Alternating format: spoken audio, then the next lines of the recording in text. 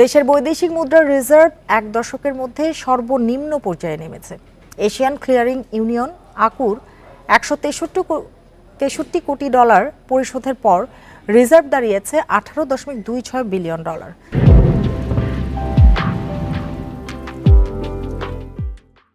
এর আগে 2014 সালের শুরুর দিকে রিজার্ভ 18 বিলিয়ন ডলারের ঘর ছাড়ানোর পর আর নিচে নামেনি। বাংলাদেশ ব্যাংকের হালনাগাদ প্রতিবেদনে এই তথ্য উঠে আসে।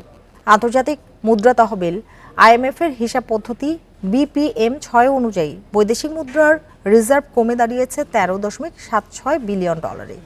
আইএমএফ থেকে 470 কোটি ডলার ঋণ কর্মসূচির মধ্যে রয়েছে বাংলাদেশ। এজন্য আগামী জুনে রিজার্ভের লক্ষ্যমাত্রা কমিয়ে 14.77 বিলিয়ন ডলার নির্ধারণ করে আইএমএফ।